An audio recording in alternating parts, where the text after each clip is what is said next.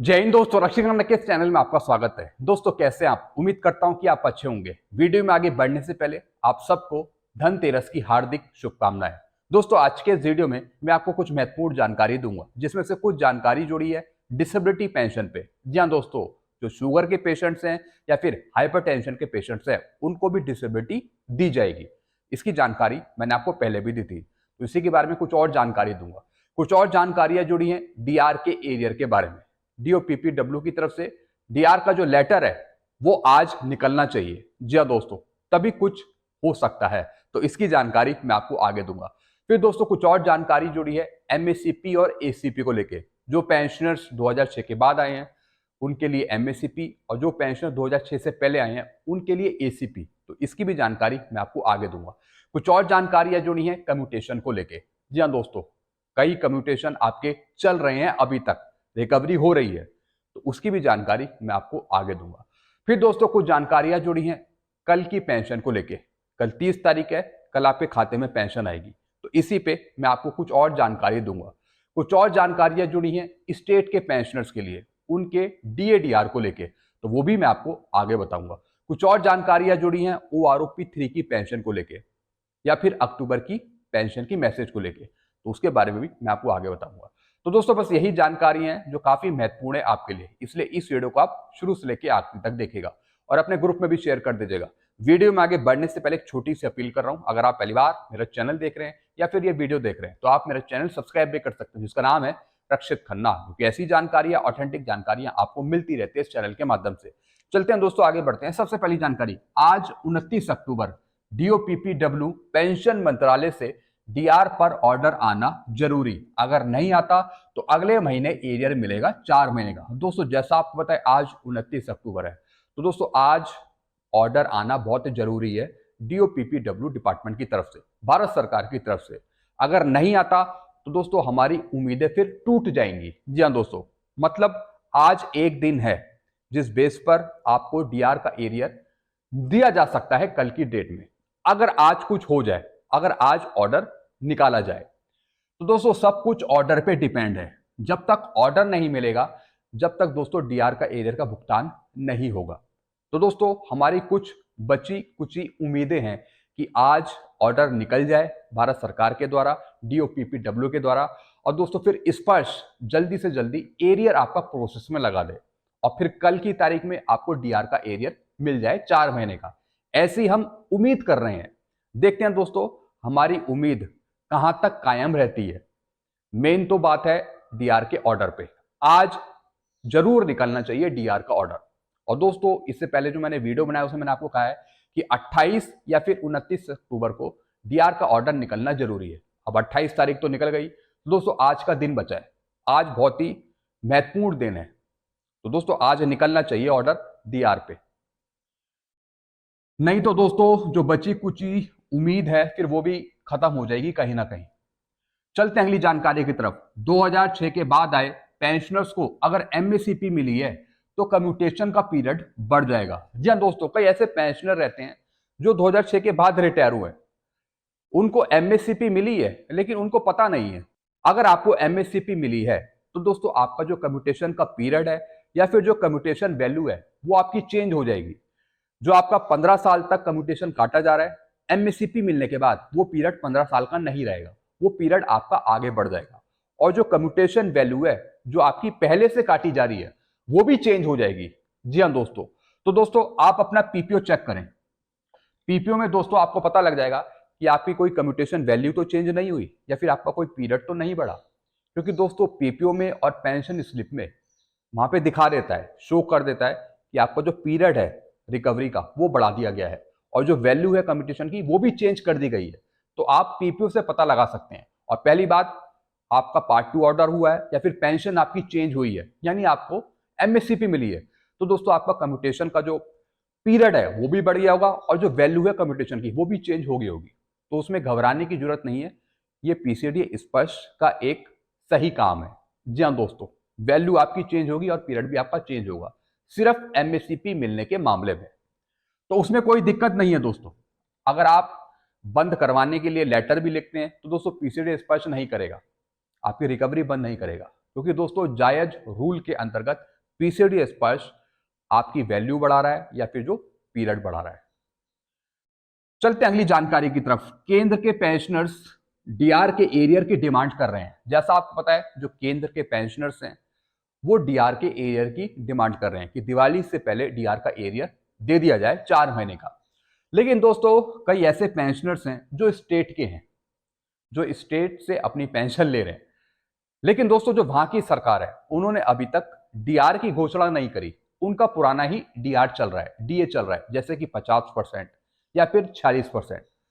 तो दोस्तों जो दूसरी सरकारें हैं स्टेट की उनको भी 53% डीआर करना होगा। जी हाँ दोस्तों, क्योंकि दोस्तों दिवाली से पहले हर एक कोई चाहता है कि उनको कुछ ना कुछ बढ़कर मिले, चाहे वो पेंशन हो या फिर डीआर का एरियर हो। हम तो डिमांड कर रहे हैं कि 53% के हिसाब से हमको डीआर का एरियर दे दिया जाए दिवाली से पहले। और जो कुछ और स्टेट के कर्मचारी हो गए, पेंशनर्स हो गए, वो डिमांड कर रहे हैं स्टेट की सरकार से कि उनका डीए बढ़ा दिया जाए। यानी जो केंद्र सरकार ने 53% करा है वही 53% राज्य की सरकारें करें, ताकि उसका पेमेंट स्टेट के पेंशनर्स को, कर्मचारियों को मिल जाए। बिल्कुल दोस्तों, जो स्टेट की सरकारें हैं वो काफी पीछे चलती है इन मामलों में। जैसा आपको पता है कई स्टेट की सरकारें वहां पे 40% चल रहा है डीए, अभी तक 53% नहीं करा, कहीं तो 50% चल रहा है।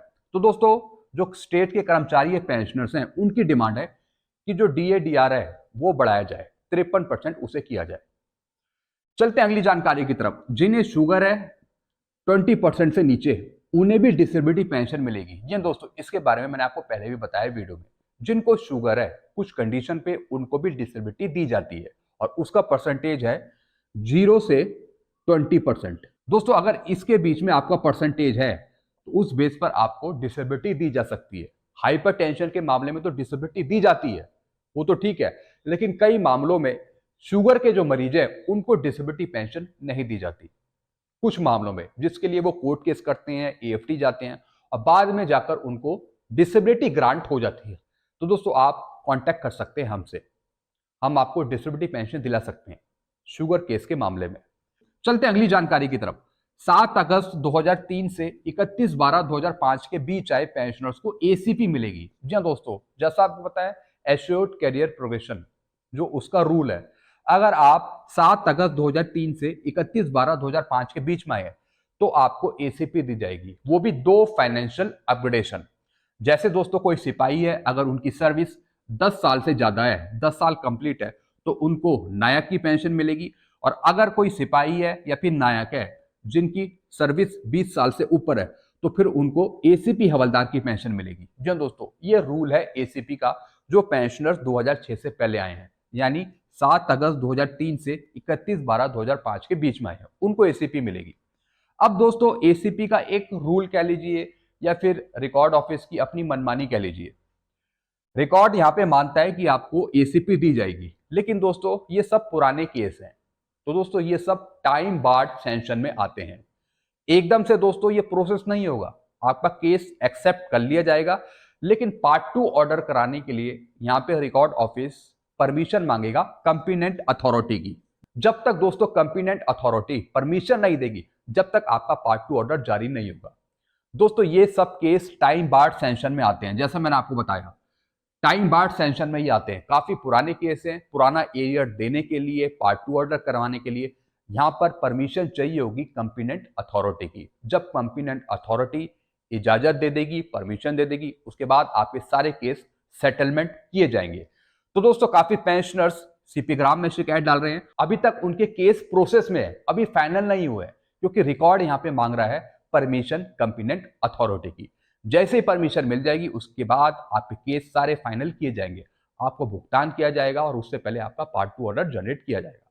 तो उसके लिए दोस्तों आपको इंतजार करना पड़ेगा, जब तक परमिशन नहीं मिलेगी, जब तक आपका केस फाइनल नहीं होगा।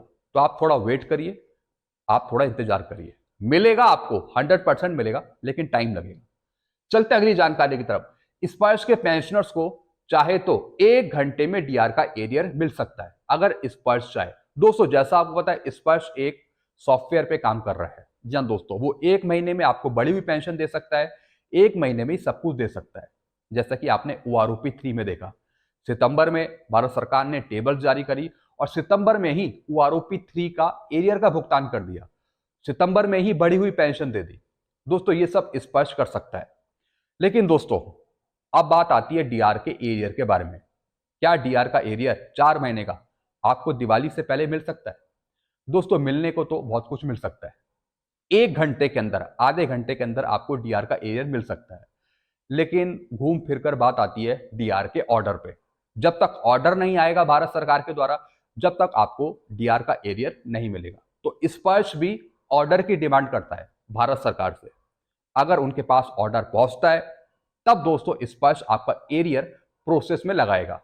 लगभग दोस्तों 1 घंटा आधा घंटा चाहिए सब पेंशनर्स का एरियर प्रोसेस करने में। स्पर्श एक सॉफ्टवेयर सिस्टम प्रणाली है जिसमें आपका एरियर कुछ घंटों में, आधे घंटे में प्रोसेस हो सकता है। जी हाँ दोस्तों, तो दोस्तों अगर स्पर्श चाहे तो 1 घंटे में आपका डीआर का एरियर प्रोसेस में लगा सकता है और कुछ घंटों बाद आपका वो एरियर आपके खाते में मिल सकता है। तो दोस्तों ये सब स्पर्श चाहे तो हो सकता है, या फिर अगर भारत सरकार चाहे तो पहले तो भारत सरकार ऑर्डर निकाले, उसी के बाद स्पर्श काम करेगा। चलते अगली जानकारी की तरफ। कल है 30 अक्टूबर, कल ठीक टाइम पर पेंशन आपको मिलेगी, कोई दिक्कत नहीं। पेंशन अक्टूबर की शेड्यूल पर लगी है। दोस्तों जैसा आपको पता है आपके पास मैसेज आ गया था कि आपकी अक्टूबर की पेंशन 30 अक्टूबर को खाते में आएगी, कल की डेट में। तो दोस्तों अभी पेंशन में कोई भी दिक्कत नहीं है। जो प्रोसेस लगा रखा है स्पर्श ने वो बिल्कुल ठीक लगा रखा है। अभी दोस्तों स्पर्श ने आपकी पेंशन शेड्यूल पे लगा रखी है, शेड्यूल पे। जी हाँ दोस्तों, सॉफ्टवेयर में एक शेड्यूल सिस्टम होता है जो पहले से ही जो पेंशन डिस्बर्सिंग एजेंसी है वो लगा देती है कि जैसे 30 तारीख को पेंशन डालनी है, तो दोस्तों सिस्टम में वो 30 तारीख की जो डेट है वो मेंशन कर देगी और साथ में पेंशनर्स की एक पूरी लिस्ट होगी सिस्टम पे, उसके आगे पेंशन लिखी होगी।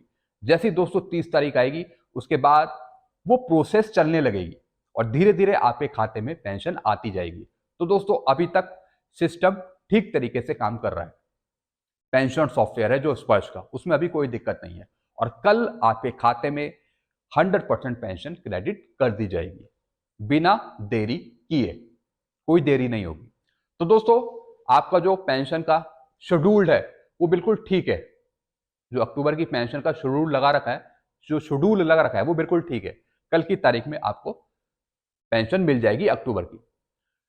जिन्हें मैसेज नहीं मिला उनको भी मिलेगी। जी हाँ दोस्तों, जिनको मैसेज नहीं मिला अक्टूबर की पेंशन का एडवांस मैसेज, उनको भी कल की डेट में पेंशन मिल जाएगी, उनके खाते में आ जाएगी। ये अभी तक की ताजा अपडेट है जो मैंने आपको बता दी। और दोस्तों जो आपको पेंशन मिल रही है वो 50% डीआर के साथ मिल रही है, 50%। ये मैं आपको बहुत बार बता चुका हूं। तो दोस्तों बस यही जानकारियां थी जो मैंने आपको समझाई है। आई होप सारी जानकारी आप अच्छे से समझ गए होंगे। आपको और कुछ पूछना हो तो आप नीचे कमेंट कर सकते हैं। ऐसी जानकारियां अक्सर आपको मिलती रहती है इस चैनल के माध्यम से। एक बार फिर आप सबको हैप्पी धनतेरस। आप हमेशा खुश रहें, स्वस्थ रहें, आपका परिवार हंसता मुस्कुराता रहे। चैनल आपको अच्छा लगता है तो चैनल को आप शेयर करिए, चैनल को आप सब्सक्राइब करिए और वीडियोस को आप शेयर करना मत भूलेगा अपने ग्रुप में। Thank you so much.